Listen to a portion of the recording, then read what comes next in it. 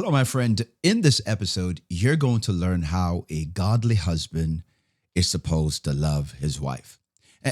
And I know you're probably saying, well, why do I have to be godly? Because there is a specific way that God desire for a man to really love his wife. And so in this episode, I want to show you from the Bible, from scripture, how you demonstrate this kind of love. And when you package this love with the way she desire for you to love her, man, I'm telling you, you're going to be the kind of husband that she can't resist. You will be the kind of man that she love coming home to. So pull up your chair and let's have this conversation. So I want to go to the scripture in Ephesians chapter 5 and verse 25. It says, husbands, love your wives, even as Christ loved the church and gave himself for it. Did you get that? Husbands, love your wives. I want you to notice something here. God didn't tell the woman to love the man. God tells husbands to love their wives.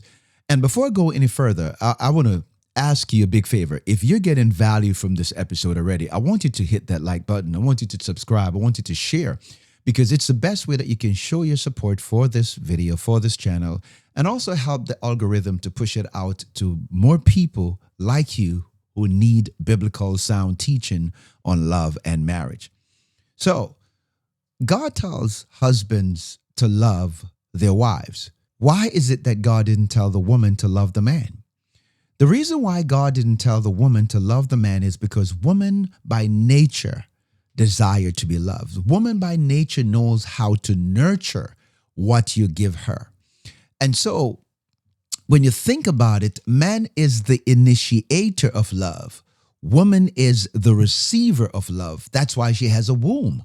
Her womb is not just for sex. It's not just for babies. It's also to help you to give birth to your purpose and to whatever you give her. And so God tells husbands to love their wives. I don't know about you, but I had to learn how to do that. I got to tell you that I don't have the capacity in my own flesh, in my own natural, thought process and mindset to really love my wife that way. So it's really critical that we understand that you are supposed to love your wife as Christ loved the church. Now, here is the key thing. How did Christ love the church? Well, I'm going to tell you how Christ loved the church. It tells us in verse 26. It says that he may sanctify and cleanse it with the washing of water by the word. So what Paul was basically saying, that when a man is spiritually sound, and a matter of fact, your spiritual leadership is the most important part of being a husband. Yes, leading your wife spiritually, it is much more important than being a provider and being a protector. You don't think that God knew that wives at some point in human history is going to go to work? He knew. There's nothing that surprised God.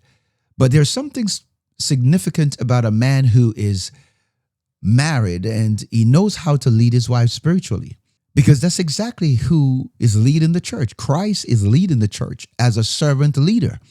And so if you're a wife listening to this and you understand the dynamic of what God is demonstrating here in the scripture, and if you are a husband that is manifesting this kind of love, it is absolutely amazing. Now watch this. It says right in verse 26, that he might sanctify and cleanse it with the washing of the word.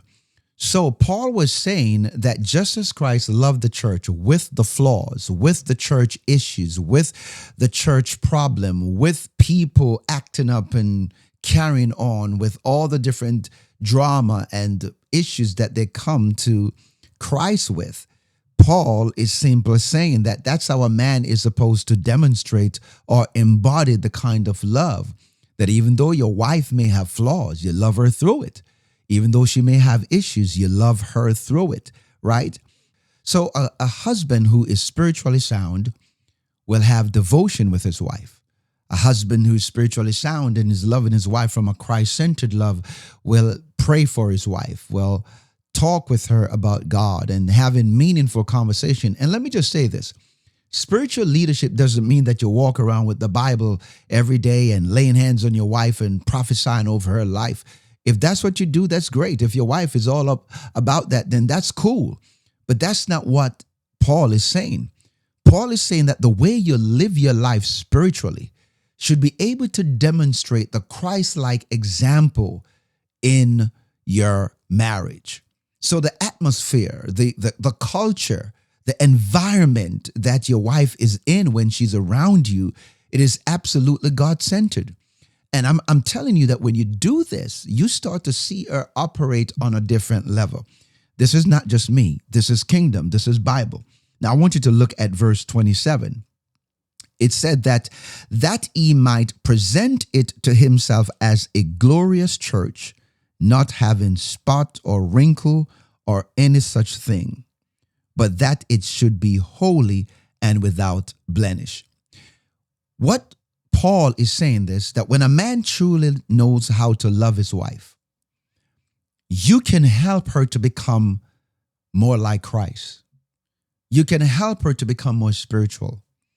You have the capacity to help her to get to know the God that you are demonstrating or displaying to her. Let me break it down another way for you. God created man to be a creator. How do I know that? Well, because the first thing that God gave man when he created man was work. He put man in the Garden of Eden to work it and to protect it. And the ingenuity and the creative power that is in God is also in a man.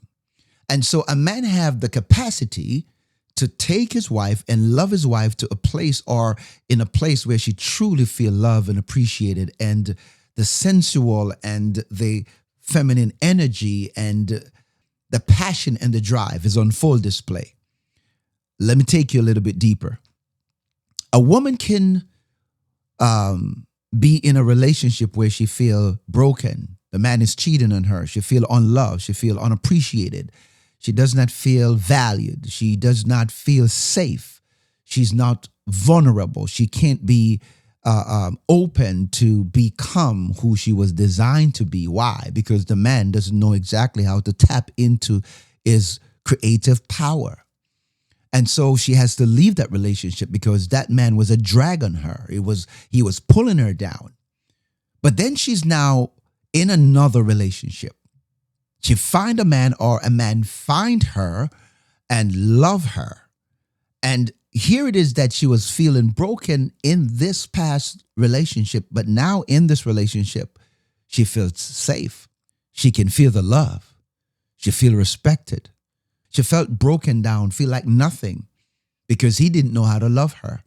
But here it is that you have this man that is now showing love, showing affection, showing passion, showing intimacy, showing vulnerability, showing safety, showing trustworthiness. She's able to flourish and thrive in an environment that embodied the Christ-like example. So she was broken in one relationship, never feel or felt like she can ever experience love. And now in this relationship, she is flourishing and she's thriving. How could that be? Because the man has the capacity and he has the power. If he's connected to God, connected to his ingenuity, his creative power, and his creative genius, he will take a woman that feels broken and damaged in one relationship and make her feel absolutely amazing and flourishing in another. He takes a real man that knows how to love his wife, that can allow her to tap into her true feminine power and feminine energy. She cannot do it by her career. She cannot really establish that by just being on her job or just putting on makeup or dressing good. That's okay. That is a part of it.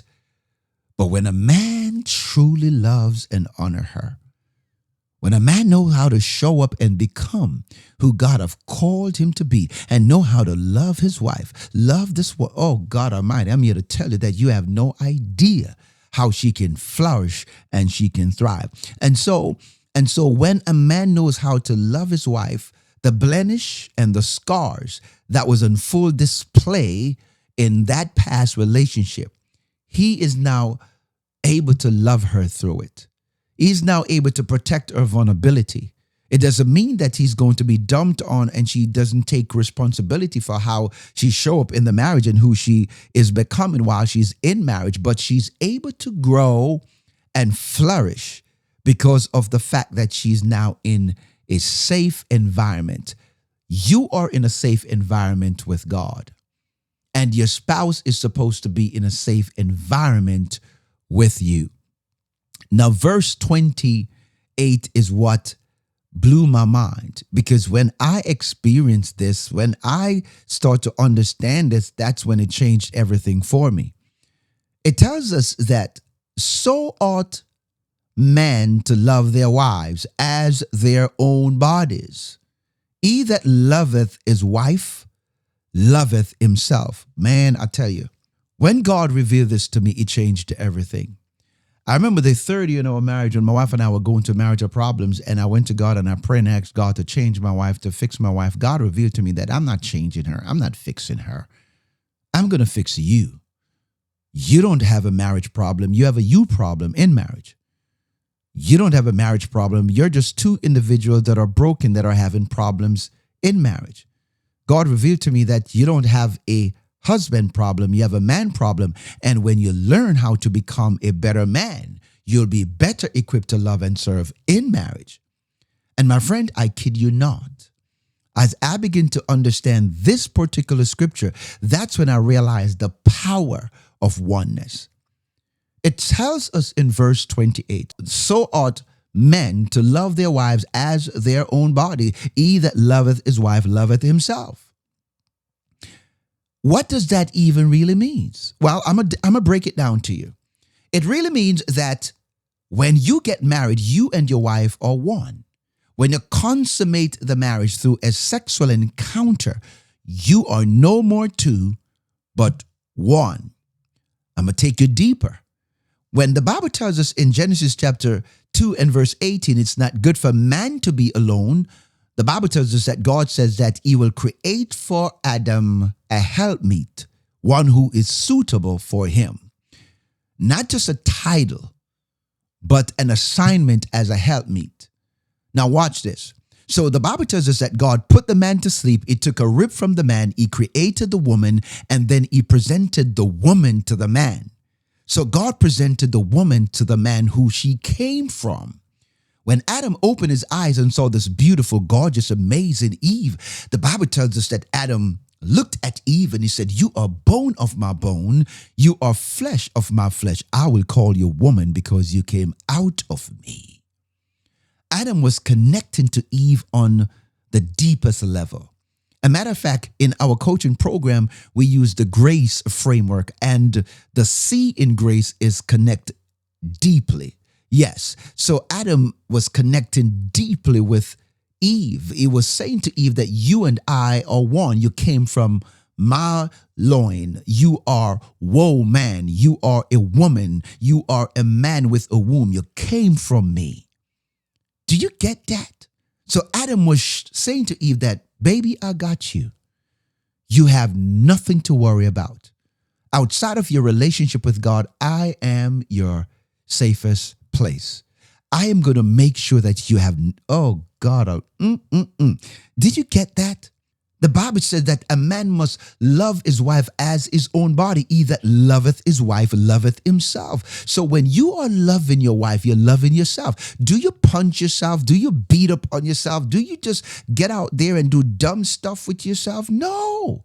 You take care of your body. You take care of your temper. You take care of who you are mentally, emotionally, physically, spiritually, psychologically, relationally. You take care of you. And when you are doing that, you're also doing that to your wife. Because the more that you build yourself up is the more you are building her up. That's the oneness. That is the two becoming one. And verse 29 put it all together. It says, "For no man ever yet hated his own flesh, but nourisheth and cherisheth it." Did you get that? Even as the Lord, the church. So that's the key. If you truly want to love your wife, This is how you do it. Now, I got news for you. And this is serious, guys. I want you to watch this.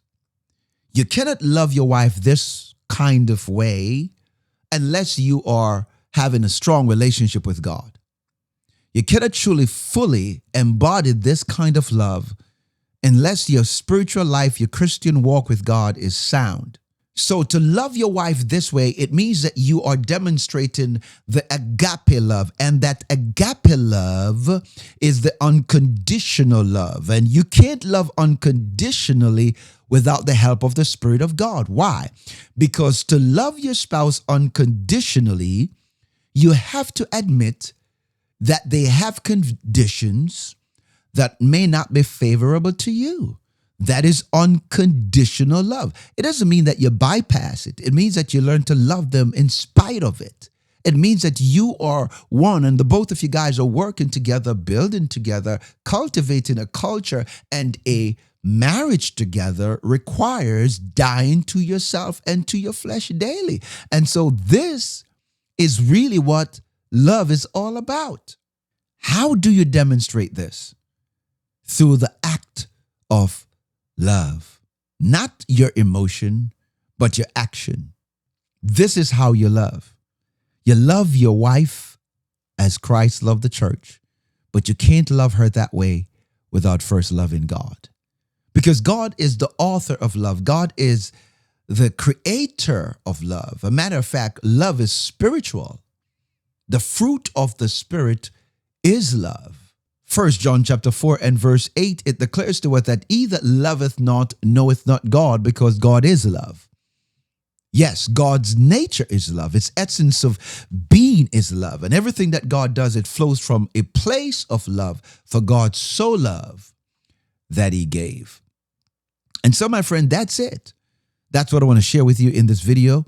I pray and trust that it was a blessing to you. And if it is, do me a favor. I don't want you to hit that like button. I want you to subscribe to this channel, because I promise you that on this channel, all we do is teach kingdom and biblical sound teaching relating to love, relating to God, and relating to marriage. So thank you so much for watching. Again, may God bless you. And I hope to see you in the next one. Be blessed.